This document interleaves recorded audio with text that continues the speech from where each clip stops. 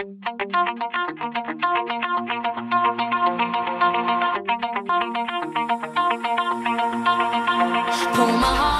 otra vez estamos acá con las charlas de prevención de enfermedades de transmisión sexual.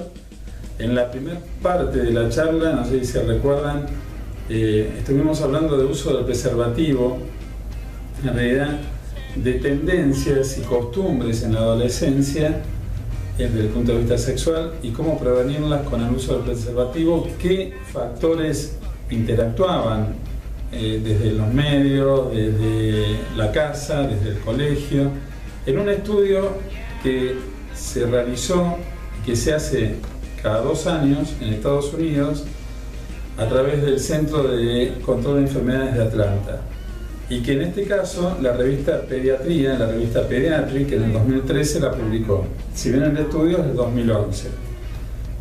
Repasando un poquito lo que habíamos comentado para tener los conceptos de la primera parte, recordemos que estamos hablando sobre una población de más de 300 millones de habitantes, y en esa población de más de 300 millones de habitantes tener una población de un 60% de adolescentes que usan preservativo nada más, que no es poco, pero tampoco es mucho, es un dato a tener en cuenta. ¿Qué interactúa para que esto sea así?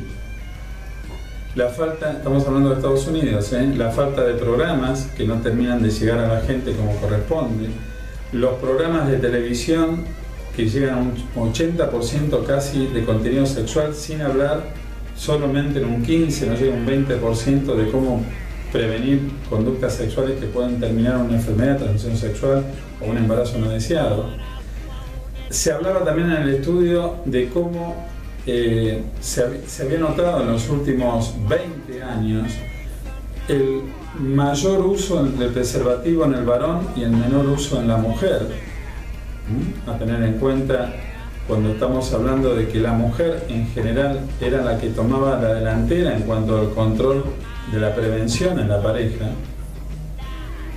y por el otro lado el aumento de enfermedades de transmisión sexual. ¿Y qué tipo de enfermedades de transmisión sexual aumentan? Entre ellas el VIH, de Estados Unidos estamos hablando, en la población adolescente, donde casi el 20% de las infecciones nuevas en la población adolescente, ellos hablan de adolescentes de 15, pero lo extienden ya a adultos jóvenes de 24 años, casi el 20% de las infecciones nuevas de transmisión sexual son VIH. Y otro dato a tener en cuenta, muy importante, es que cuando llegamos con la información para la capacitación o para la información, la capacitación le decimos nosotros porque nosotros la idea de charlas comunitarias es de dejar multiplicadores, pero cuando llegamos con información para la prevención de estas enfermedades de transmisión sexual, embarazo no deseado, ya el 40% de los adolescentes tuvieron relaciones sexuales. O sea que estamos llegando tarde. Estamos hablando, les recuerdo, de una nota hecha publicada en el 2013 en la revista Pediatría sobre justamente tendencias y costumbres para el uso del preservativo en el adolescente, y con esto la prevención de enfermedades de transmisión sexual y embarazos no deseados. En la segunda parte de la nota justamente se habla de la eficacia del uso del preservativo, y esa eficacia va ligada en principio al componente. La nota hace hincapié en que el 80%, más del 80% de los preservativos son de látex. Aunque acá habla del caucho natural, o sea, es un derivado del caucho natural. Un 15% aproximadamente son preservativos de origen sintético, como el poliuretano, es el caso del preservativo femenino. Y un 5% o menos, aunque parezca mentira, son preservativos de membrana natural, como el ciego, o sea, el intestino grueso del cordero. Solo los preservativos de látex, nos dice la nota, y los sintéticos son los recomendados para la prevención de enfermedades de transmisión sexual y VIH.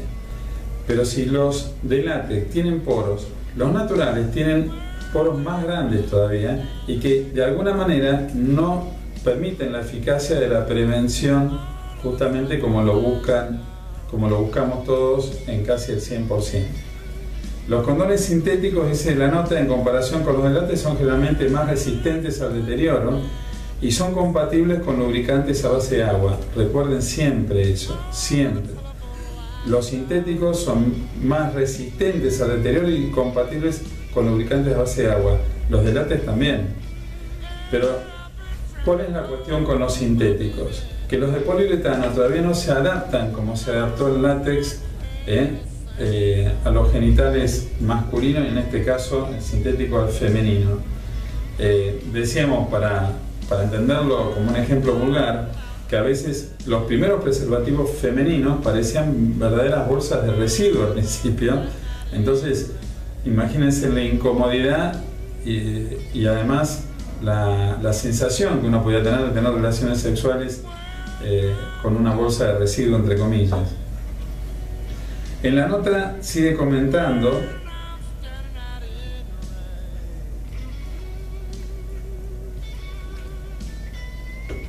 cuáles son las recomendaciones que da la Organización Mundial de la Salud para justamente usar bien un preservativo. Lo que propone la Organización Mundial de la Salud es: esto es un preservativo, también conocido con el nombre de forro. A primera vista usarlo no parece tan complicado, sin embargo hay varias cosas a tener en cuenta. Fíjate la fecha de vencimiento. Si está vencido, no lo uses.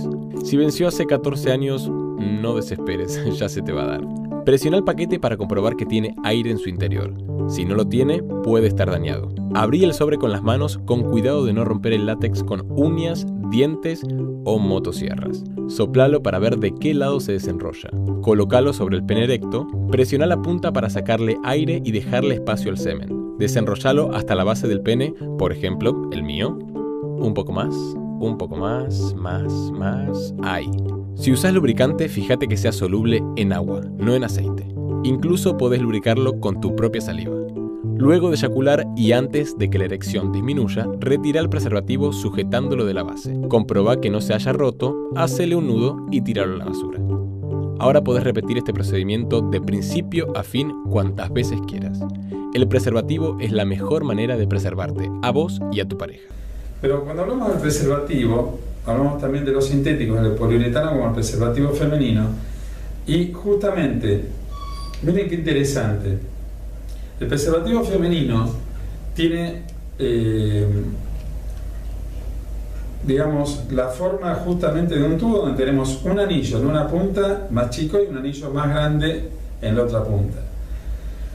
¿Cómo se entiende esto y por qué? Porque uno de los anillos se introduce justamente para cubrir bien el cuello interno, el cuello uterino interno.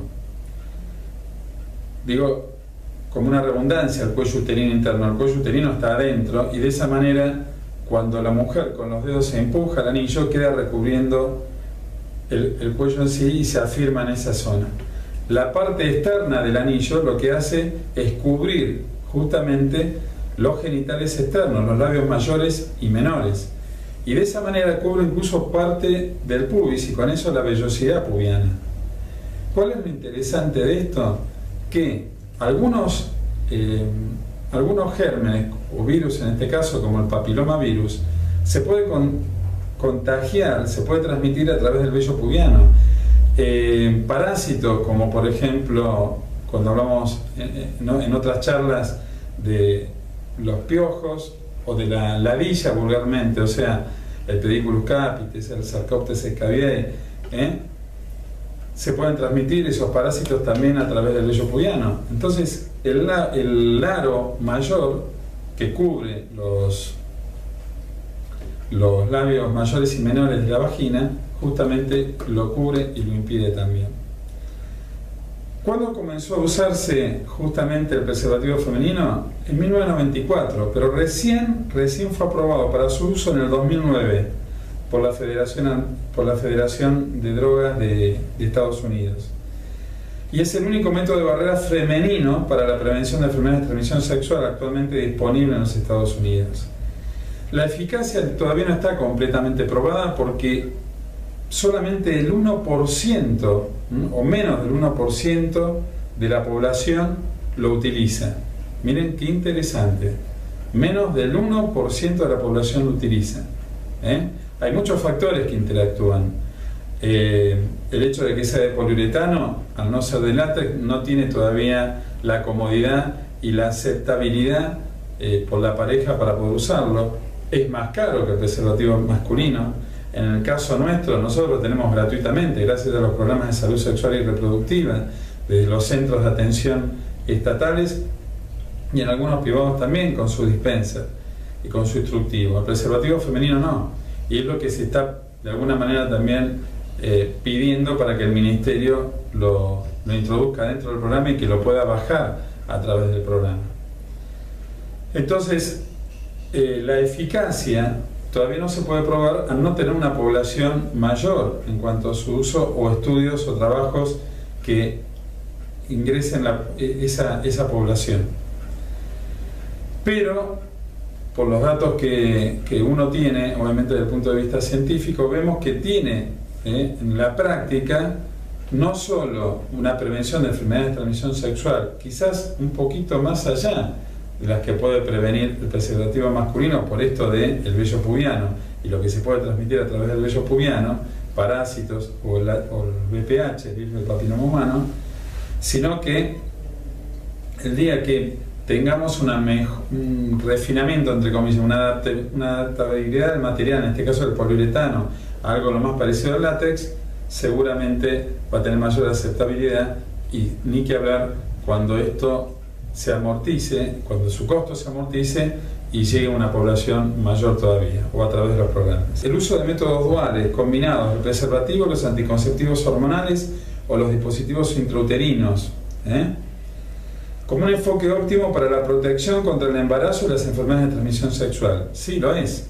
pero miren qué interesante. El uso del preservativo, dice la nota, es menor en las mujeres que utilizan métodos de anticoncepción altamente eficaces independientemente del usuario, definidos como inyectables, dispositivos intrauterinos, implantes, e incluso más bajo para las que utilizan anticonceptivos orales. O sea, parece ser que la mujer, que siempre pensamos que es la que tiene que tomar la delantera de esto, y no es así, es la pareja, esto lo hace la pareja en común, cuando está utilizando un dispositivo, cuando está utilizando un método anticonceptivo, y más cuando son métodos anticonceptivos orales, es como que se olvida del preservativo, pero se olvida también en el uso del preservativo al no usarlo de la enfermedad de transmisión sexual que puede tener.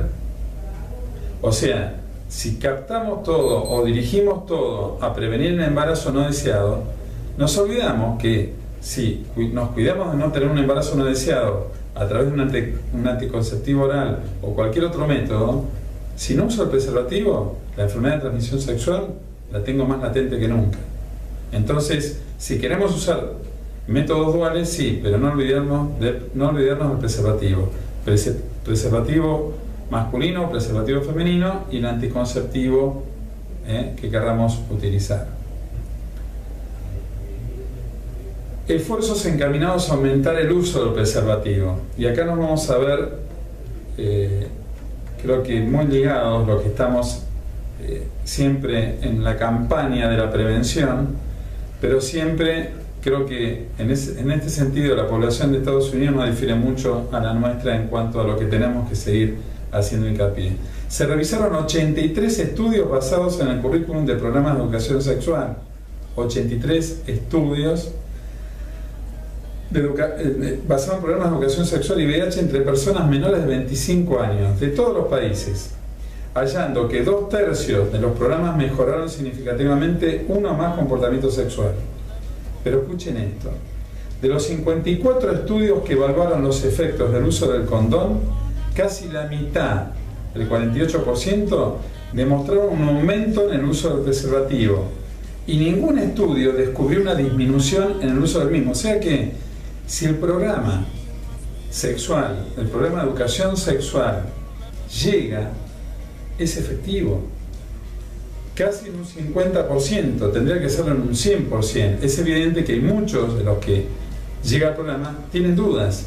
Si no las evacúan, si no se conectan, si no llaman por teléfono a los programas, que para eso siempre hay un 0800, si no se meten justamente a través de internet a los sitios, que en este caso Charlas Comunitarias para la Prevención, o el que trabaja justamente desde el nivel nacional, la Dirección de Enfermedades de Transmisión Sexual y VIH desde Nación, o Chau Tabú, que es una página que recomiendo en un sitio interactivo de lo mejor, que hace muy poco tiempo sacó a internet el gobierno de la Ciudad de Buenos Aires a través de su Secretaría de Salud.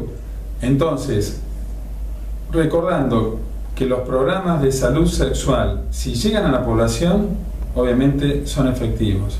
¿Cuáles son los que no son efectivos? Los que no llegan. Y si en Estados Unidos reconocen en 54 estudios que evaluaron justamente que casi el 48%, que el 48%, casi la mitad justamente de estos llegan para cumplir con su objetivo, para prevenir a través del uso del preservativo, hay que seguir con eso. Tenemos que seguir con los programas, pero tenemos que hacerlo llegar a los que más necesitan. Pero el preservativo solo, sin instrucción, no sirve. Y en este juego de Estado y ciudadanía y comunidad, el interlocutor, el que está en el medio, es la escuela.